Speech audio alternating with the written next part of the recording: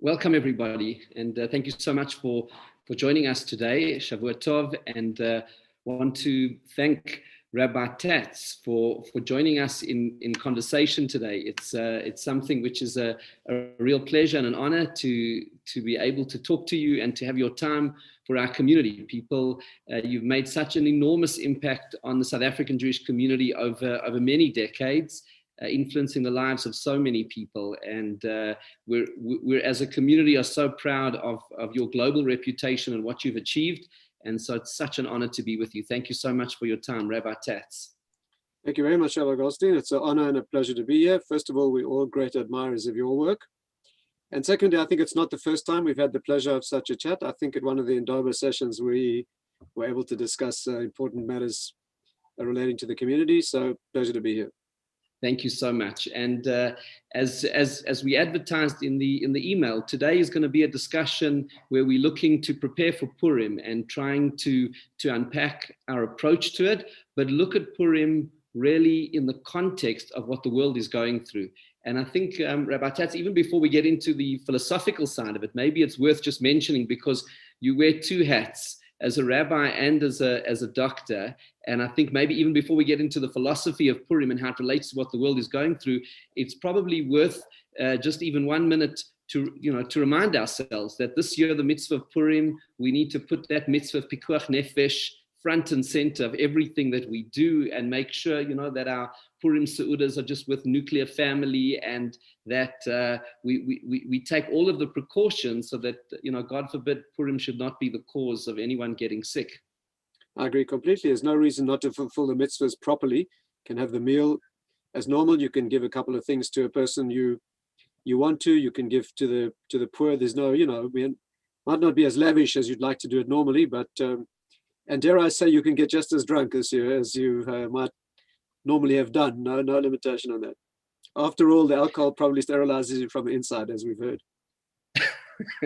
Okay, good. So I thought it was important just to put that up front, because I think obviously we know that sanctity of life is such a cardinal principle within Torah philosophy and halacha, and so that we our mitzvahs must be predicated on that respect for human life and protection of people from disease.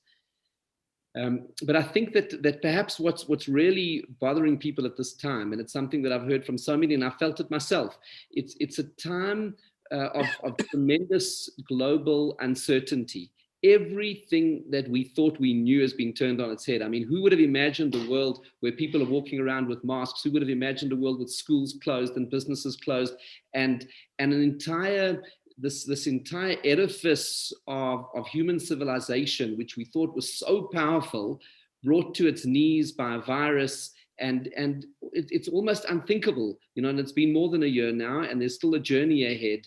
And perhaps there's been a lot of grief, a lot of loss, disease, all of these things which are very traumatic for the human being, and it's something that has touched the lives of so many people.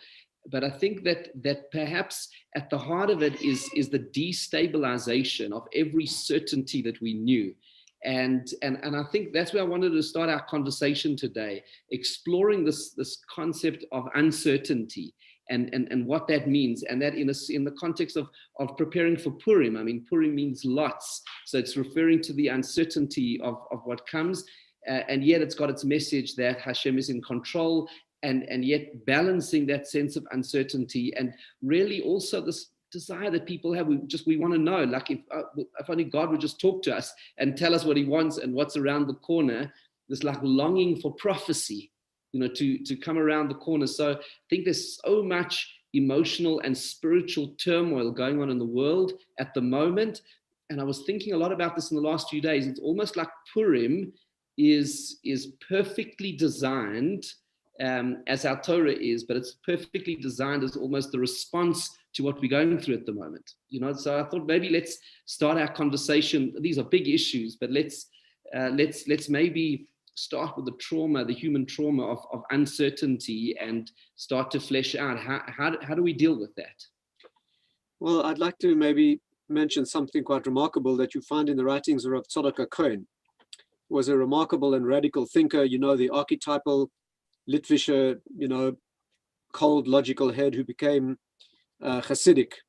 And his eye-opening insights into fundamental issues in Judaism. He says something quite striking about your point about doubt and living in the world of the unknown, living behind the mask, the confusion of Purim. I mean, where do you get a mitzvah to get drunk and confused? I mean, what kind of religion wants you to get confused? I mean, what does that mean? Masked, hidden, confused, drunk, not knowing the difference. And he says something quite outstanding and I think deeply life-changing. He says that the power of Amalek, which is of course the arch enemy, the genocidal arch enemy of the Jewish people. Amalek is gematria Suffolk. In other words, Amalek is the power of doubt. Two amazing features of the name Amalek. One is that it's equal to the concept of doubt. And secondly, Rav Dessler points out, does not appear in the Torah. The words Suffolk and Vadai do not appear in Torah, quite amazingly. They're words of rabbinic origin. As Rav Dessler classically teaches us, a concept that we deal with that does not appear in Torah explicitly, something illusory about that, something of human construction that's not being projected from the source. So Amalek seems to be that power of doubt in the world. And on the political level, political and practical level, there's a genocidal battle between two people. Rabbi Goldstein is quite an amazing thing. The same Torah that mandates kindness to animals in meticulous, minute form, wants you to wipe out a nation. As you know, the Ramban points out that the reason you may not kill an animal and its offspring on the same day is because that's already a microcosm of genocide. It's progeny. A mother and child on the same day, unthinkable in Judaism. And here's a mitzvah to wipe out a nation. What is going on? But he says something like this, that Amalek is the power of doubt in the world. That's what they're here for. They keep a gap open between Hashem's immanence and the world. And the Jewish people are here to close that gap. Atem Edai. You are here to testify that I'm in the world, even though I'm not obviously in the world. And Amalek is the force that keeps it out. Let me put it to you this way. He says, here's where he says something that's, I would say, use the modern term, mind-blowing. The Gemara says, where do we find Haman in the Torah? Where do you find Haman's name? Where's Esther's name? Where's Esther's name? On that day I shall hide my face. Astir Panai. Esther's the hidden one. And it goes through various names. Where do we find the name Haman in the Torah? When man and woman eat from the fruit of the tree, God appears in the garden and says to man, Hamin ha'etz, did you eat? Haman is born. Hamin is Haman. What is the meaning of that? Haman is born at the origin of human error. But in a nutshell, it's this. When man eats the fruit of the tree, man and woman eat the fruit of the tree, the childish conception is that it's the tree of evil. But it's not called the tree of evil. It's called the tree of the knowledge of good and evil. Knowledge always means intimate bonding. Good and evil become bonded. When you eat the fruit of that tree, you don't become bad, you become confused. In Kabbalah, that tree is called Ilana Desfeka, the tree of doubt. When man eats the fruit of that tree, he doesn't become bad, he becomes confused. And how do you see it?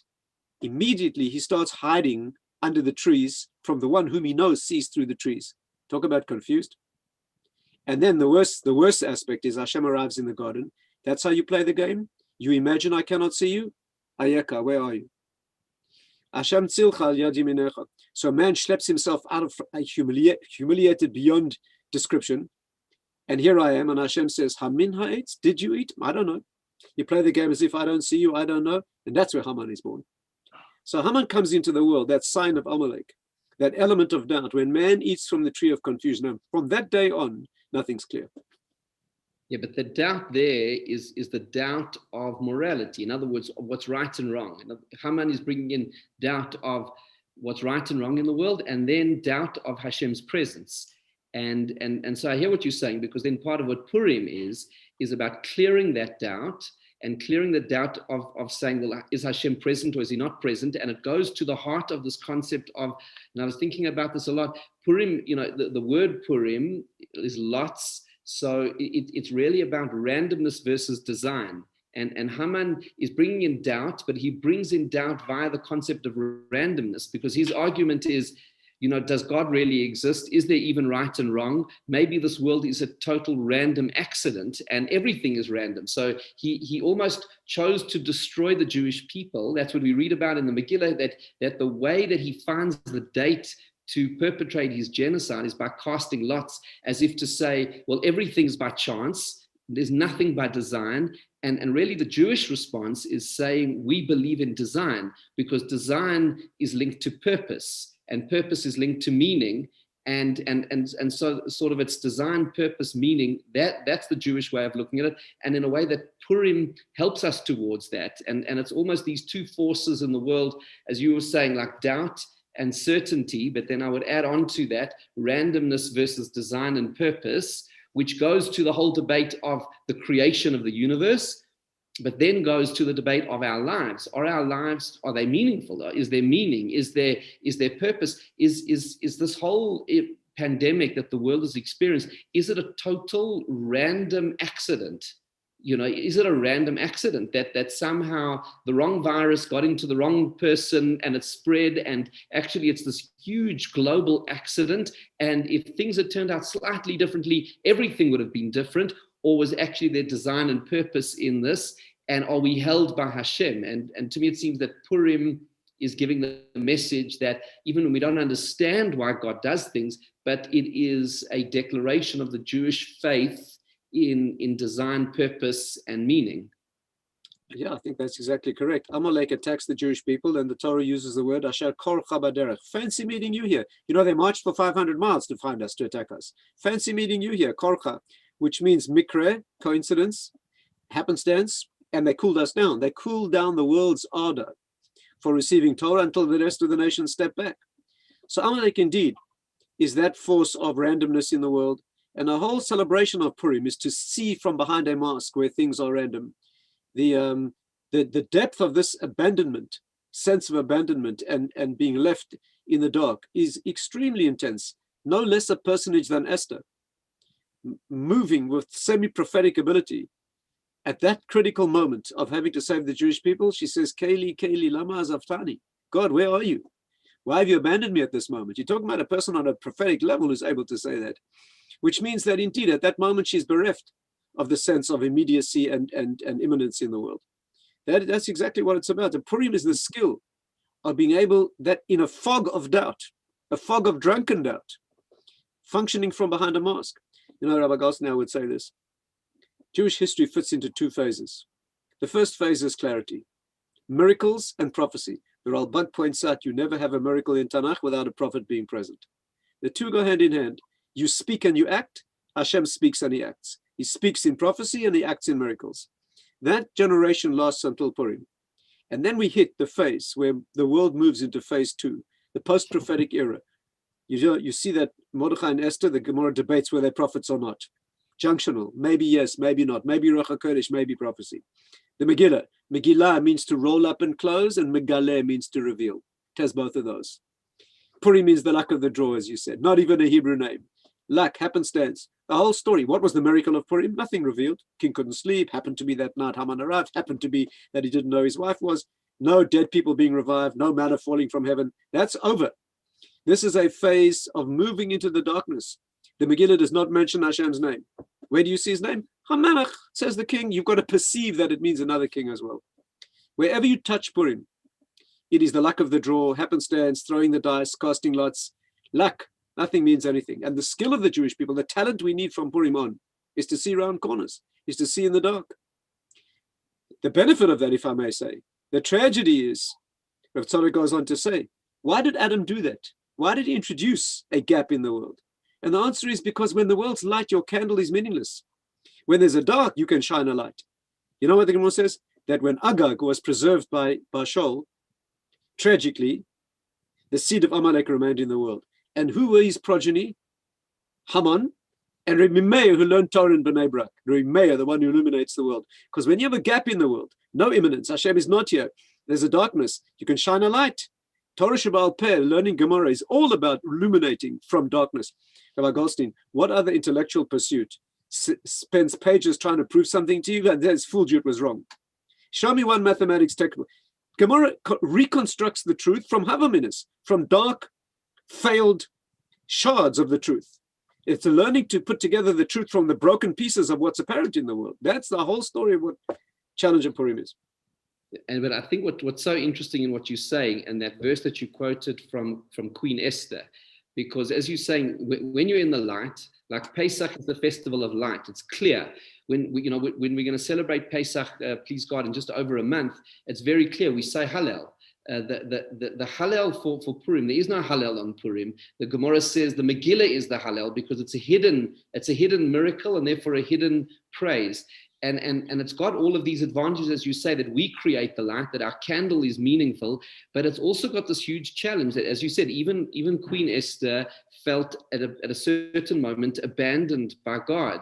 And I think this is a challenge. We're going through such a global crisis at the moment, and there have been families who've been personally bereaved, and there are those who've got people who are sick that they're connected to, and there's the fear and uncertainty that constructing and seeing God's presence and feeling his presence in this world, which seems so out of control at the moment, firstly is a challenge of faith, but also is a challenge of that sense of emotion, because like we have these two concepts, of Emunah, which is faith in God from an intellectual point of view, and then there's the bitachon, which is that real sense of trusting God.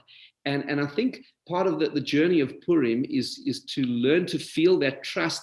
And the hard part of that trust is that faith in God doesn't mean, as the Chazon Ish points out, doesn't mean that everything we want and expect and hope for is going to turn out. Faith in God doesn't mean, oh, it's all going to be fine. Faith in God means that whatever happens is part of God's plan and there's meaning and purpose behind it, even though we cannot see it. And as Moses on Mount Sinai, when he was asking God, show me, why is it there's some righteous people who suffer and wicked people who prosper? And God said, no man can see me and live. We don't know the secrets of those things, but yet peering into this darkness, we see and feel the presence of Hashem. But then there's that gap. How do we feel that sense of trust? Like Queen Esther felt abandoned, and people may be feeling at times like abandoned and bereft and confused. And the journey of Purim is to find and feel that comfort of God's presence, even making peace with our own vulnerability at the same time. And I think that's part of the challenge of Purim, but it's the challenge of the times we live in. Yes, I think you're right. And a COVID epidemic brings that to the fore, because epidemics and pandemics, the Gemara says specifically, hide the hashgacha even more.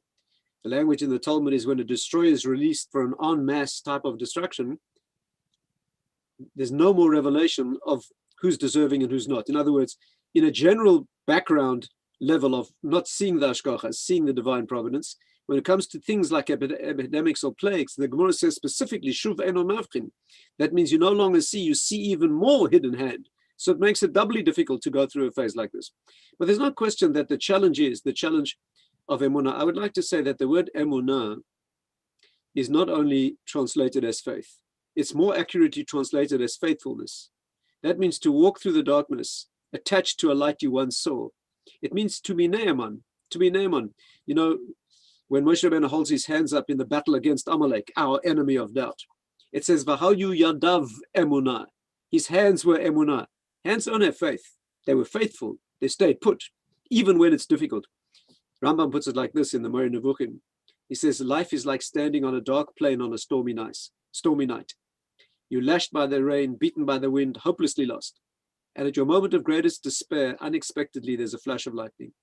In that instant, you see the road clearer than by day. And as you see it, the light disappears. And the rest of the night, you walk through the storm on memory alone of a flash that you once saw.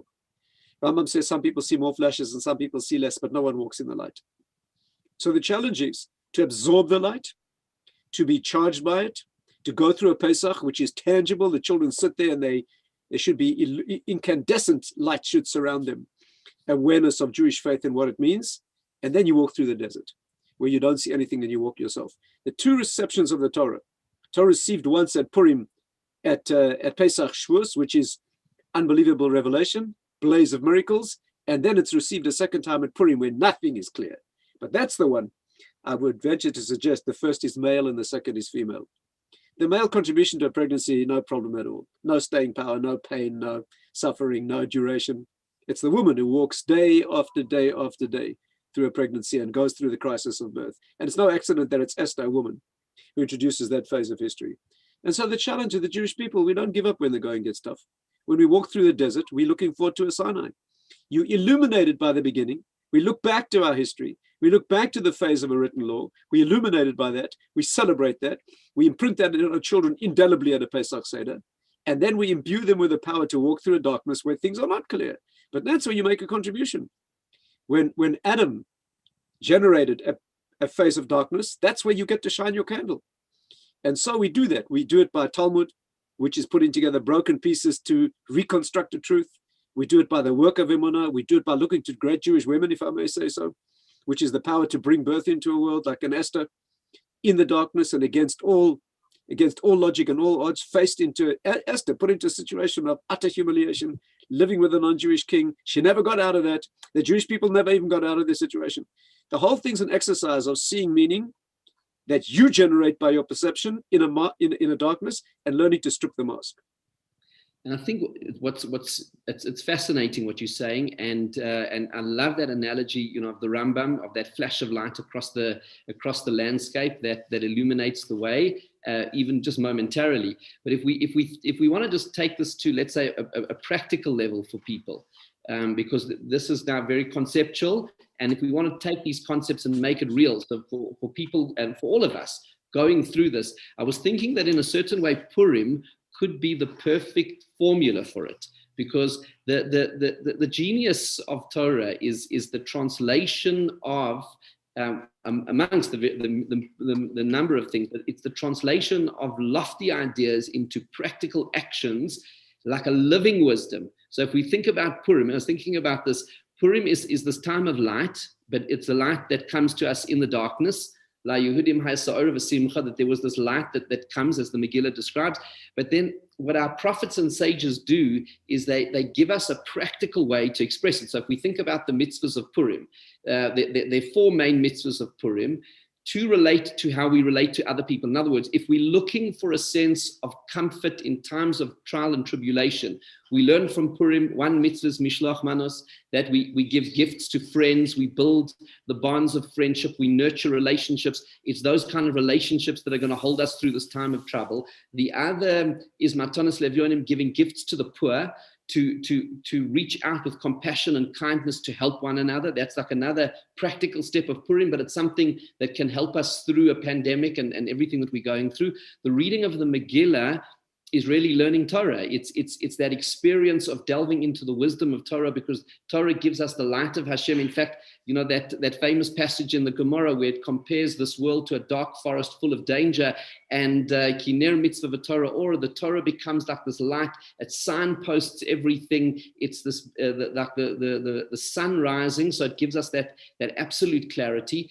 And then the Seudah, the meal of Purim, is about taking joy out of everything in life and savoring it, and that celebration and the feeling of gratitude to Hashem and expressing that gratitude. So if we look at those four principles, maybe within those four principles is a model for how to cope with uncertainty, reaching out to those less fortunate, investing in our most precious relationships, learning the Torah wisdom, and expressing and feeling gratitude to Hashem for all the blessings that we have. So that could be like a practical framework, but I think part of what I think would be beneficial if we can maybe explore, Purim provides something. What would you suggest would be practical steps that people could take to find the comfort and to find the light and in all of the confusion and the murkiness of the world in which we live? I think there are many suggestions. I'll just focus on one. If people would like a summary of suggestions, they can read my latest book. I'm sure you don't mind doing a little promotion. So this book is Dawn Ends the Night, which I'm very proud to say my wife did the artwork for the cover. That's beautiful. It's Dawn. Anyway, and by the way, the book at the back has a chart of Jewish history, right? A fold-out chart where you can actually get the feel of the overview of history, and where Purim was and all the phases of history. But this book is an exercise in going through the change of mode from a bright, illuminated world at Purim into a dark world, and the things that need to be changed at that time. Let me select one of them, which I hope our viewers will find useful. The men of the Great Assembly, the people of the Great Assembly, who were Purim, because Mordechai was a member of the Great Assembly. It was that phase of history that when those great sages prepared us for the transition from an illuminated world into a dark world. And if you watch carefully what they did, they are answering your question on what practical steps need to be taken. Let me give you one example. They composed brachas. They composed blessings. Until their time, there were no formalized blessings. There was indeed a Torah mitzvah to make a blessing on learning Torah. There was a Torah mitzvah to make a blessing after eating bread. But the composition of the brachas became formalized. Amazing transition. Before the men of the Great Assembly, there were virtually no formalized blessings. After them, everything becomes a bracha.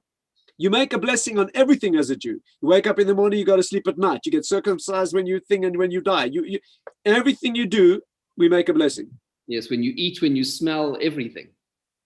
So what happened, what changed in Jewish life? That beforehand, formalized blessings were not necessary, and now they become attached to everything. Every mitzvah, every action, everything you do in the world. And the secret is this, it's a wonderful thing to understand. The meaning of bracha is to assign source. Baruch atah Hashem doesn't mean I bestow a blessing on you. It means Hashem, you are the source of this blessing that flows into the world. Baruch atah Hashem, that's what Nefesh HaChaim says. You're identifying the source. You take an apple in your hand, Baruch atah Hashem, you, Hashem, are the source of this apple. And here's the secret. In an illuminated world, before the men of the Great Assembly, the world spoke. The world was luminous in itself. As Moshe Shapiro used to put it, in Hebrew, the only language on earth in which a word, davar, is the same word as an object, a thing. Everything is a word of Torah that crystallized and condensed into that thing. And of course, the corollary is every object in the world should be speaking to you. Every davar object in the world should be speaking its origin to you, should be talking about where it came from. The world should be a dialogue like that. So before the Great Assembly, when prophecy was alive in the world itself was luminous.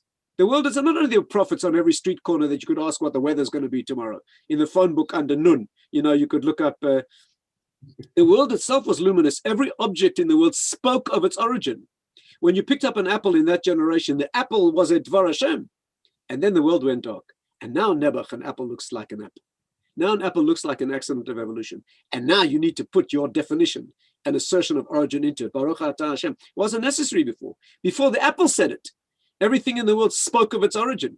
Now we need to now nothing speaks of its origin. Now we're in a detached world. Now things look accidental and random and big bangs and happenstance and evolution.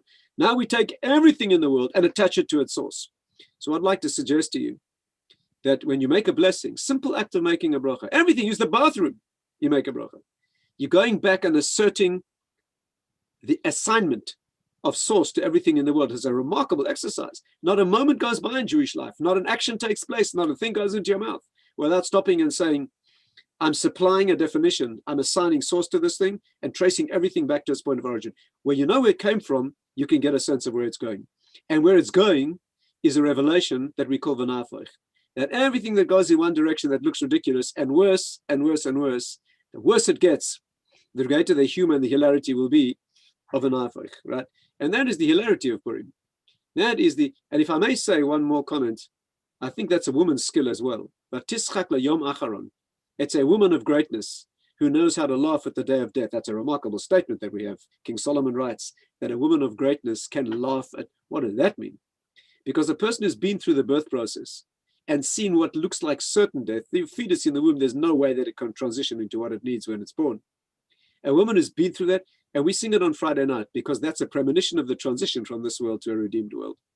So the tzchik, the laughter is generated by an incommensurate transition, where it's impossible for that to happen, and suddenly it's exactly the opposite of what it was meant to be. That's part of the hilarity of Purim, and therefore, among many other exercises, one of them is concentrating on brachas because it assigns a source and teaches perception of reality.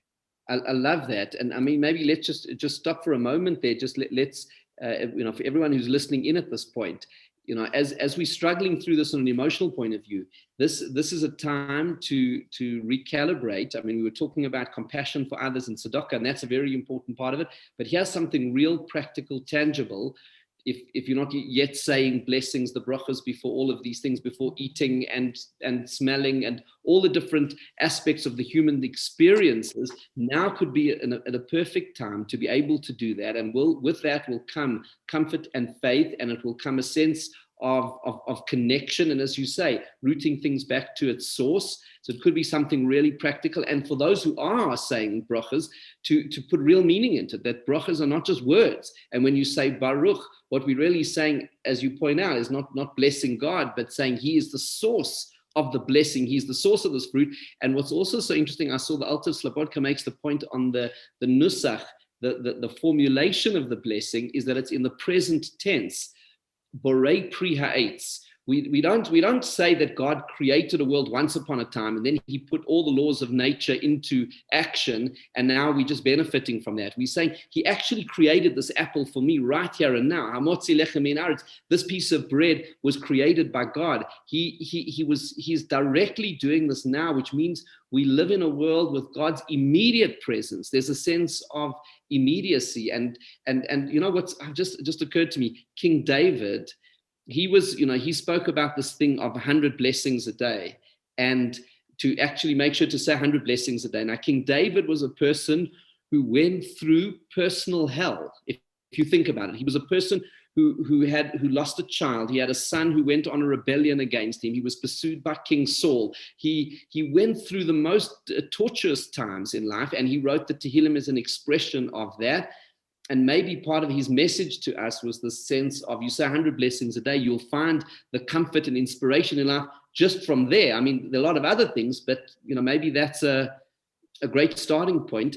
And perhaps the other thing of the unshakenness, maybe which we can discuss, Rabbi Tatz, this thing of davening, of prayer, because that's also can be such a source of comfort and connection. And wasn't it the members of the Great Assembly, they were instrumental in crystallizing prayer. So could that also be a way forward for us in all of this? Yes, and let me point out two amazing things about the prayer. It's incredibly noteworthy that they phrased the prayers as brachas. Very interesting. Yes. The essence of prayer is a request. It's a request, health, wealth, wisdom, etc. That's the essence of the Amidah, and everyone's a bracha. So Moshe Shapiro said the reason is because the whole concept of the prayer is that you're reaching up into the source and bringing down what you need. And that's what bracha is, attributing source to bring down from source. And with regard to your other point, we daven in the present tense. Goel Yisrael, that means there's a geula taking place now, even though you don't see the end result. The Baal HaLeshem, the great Kabbalist, says we go so far as to make the bracha of Tchias HaMeisim in the present tense. Mechaya HaMeisim. Chaya HaMeisim in the present tense. Yeah. You may not see what's going on, but every moment of transition of Jewish history, even though you don't see it now, is in fact the Tchias. Something is being extracted from this difficulty, which is being converted into eternity. I would also say this, that you talk about times of darkness, Rabbi Goldstein, I see your wavelength is to carry the community, is to give them the tools to identify practically what people can do, what they need and what they can do and what they can use. Maybe my approach is a little bit more theoretical, but I would say this, that the Ramchal points out in his classic work on darkness and difficulty, Das Tunis, right? A classic work on difficulty and historical difficulty and living in a world that has evil despite a good creator. He points out something quite amazing, and they say no matter how bad it gets, there's always some possible point of light to be derived. He puts it like this: the good can be absolutely good. The bad can ever be absolutely bad. I mean, it gets pretty close, let's face it, but it can never be totally bad. And he says the reason is this: total darkness, a situation totally devoid of any possible redemptive feature, any possible manifestation of Hashem in that is impossible for two reasons, which are one. First of all, it would not be true. It would not be true. If a situation were completely devoid of God, it wouldn't be true. And secondly, it could not exist. If there were no divine element sustaining it, it would disappear. And therefore, you can never have a situation totally devoid of that. True, it takes skill to find it. True, it can be overwhelming. But it's important to know that no matter how good it gets, there's no limits to that. And that's why the next world will be eternal. That's why this world cannot be. But no matter how bad a personal situation gets, or a national situation, or a Jewish national situation in history, historical situation, there's always that point of light to be found in it. And that's extracted by mitzvahs, by davening, which is looking to that source and bringing it out, by brachas, which is going to that spark of source and identifying it. Absolutely. I think it's a fascinating perspective you say about davening, because people, often when thinking about prayer, thinking like we're asking God for something. And then there's this like clash. How do you understand you're asking God? He knows what we want. And so part of what davening is about. I mean, the Albo explains it. This famous Jewish idea that it's about a journey of personal transformation. That through the davening we become greater people, and then we become worthy of Hashem's blessings. And I think that's also very important to understand, that when we are praying through moments of difficulty and uncertainty, it's not just about extracting the kind of outcome that we're looking for. It is about transforming ourselves into people who are close to Hashem. And that's why I love what you're saying about this connection to source. The approach of davening is connection to source. And that is when we see the perspective, because of the confusion comes from detachment from source, the doubt. That's what's so interesting in everything, and that's the interplay between the magnificent philosophical ideas that you're sharing and the interplay with the emotions that people go through, is that sense of, from a philosophical level, it's the world of doubt and confusion, and that leads to the emotional uncertainty and instability. But then it's through these connecting experiences of saying the brachas, of the davening, and then that davening becomes this journey of changing ourselves and becoming more uplifted. We emerge from it like we've changed, and it's not just about extracting that end game from Hashem. Yes, and I think one of the changes, if I may say, is not to change. It's that good old South African solid family values, common sense. Rabbi Zimmerman, who's a posting in London, he says COVID has led to the loss of three things: smell, taste, and common sense.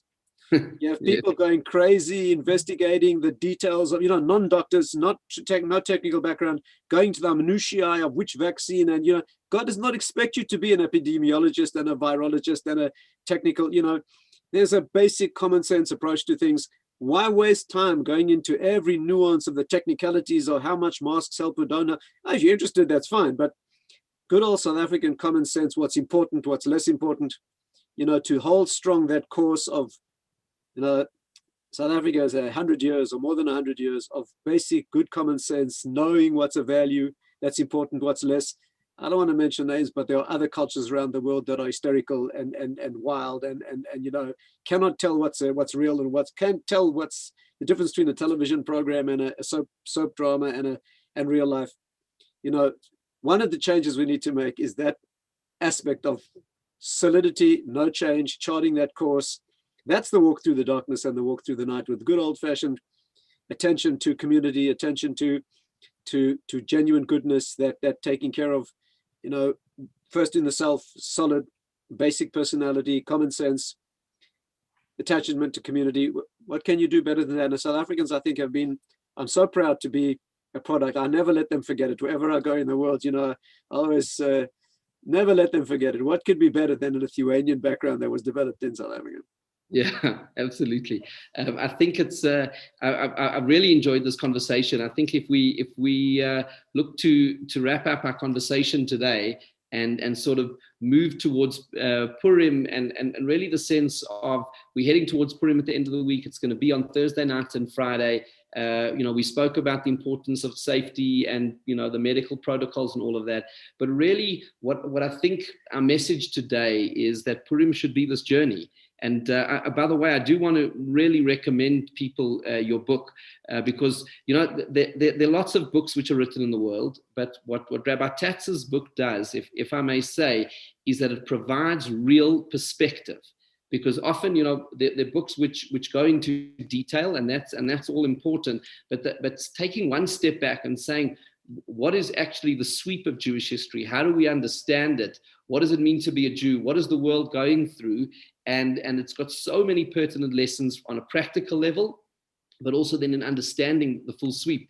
And I think part of what our message from today, I feel, is the sense that as we come to Purim, it's not just about the technical mitzvahs that we need to fulfill. Of course we do. That's what the halacha requires of us. But it is about that journey of growth that we're going to go through over this Purim. And that real part of Purim is seeing and feeling God's presence in this world when it's a hidden way. That Esther is the word Queen Esther comes from hidden, that Hashem's presence is hidden. It may be hidden, but it's there.